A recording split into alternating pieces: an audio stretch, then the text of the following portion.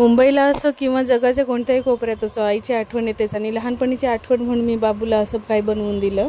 आमच्या लहानपणी fast food किंवा पिझ्झा बर्गर असा काही प्रकार नव्हता। जे काही घरात असेल ते गप्पपणे खायचं आणि काही जास्त धिंगाणा घातला लहान पोरांनी तर आई गव्हाच्या पिठाचं थोडीशी साखर किंवा गूळ टाकून असे छोटेसे पुरे किंवा शंकरपाळ्या टाईप करून तळून आणि द्यायचे आणि ते आम्ही एन्जॉय करून खायचो।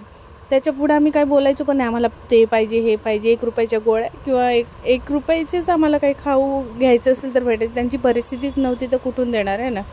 मग असं लहानपणापासून थोडं लहान मुलांना सवय लागते की आपल्याकडे नाही आहे त्याच्यातच आपण समाधानी राहायला पाहिजे। समाधान ही गोष्ट आहे ना गावाकडे आणि शेतकरी विशेष म्हणजे शेतकरी लोक तर एकदम समाधानी जीवन जगतात।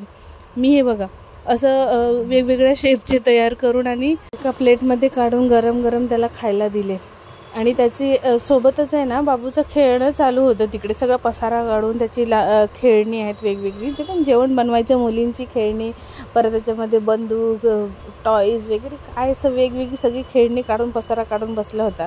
मी पण काही म्हणत नाही, सुट्टीच्या दिवशी जे तुला खेळायचं ते खेळ, मी आवरत बसेल किंवा तू आवर। मी नसताना काय करतो मला नाही माहिती ड्युटीला गेल्यावर, पण हे मी त्याला असं देत होती। तो खेळण्यातच बिझी होता। त्याला विचारते कसं वाटतंय, कसं लागतंय, टेस्ट कशी आहे, त्याचं नुसतं हां हो चालू होतं आणि सासूने पण मस्त एन्जॉय करून खाल्लं।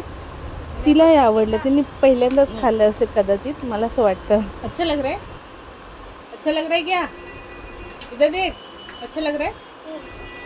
अभी तू बना, मम्मी बनायचं बनव।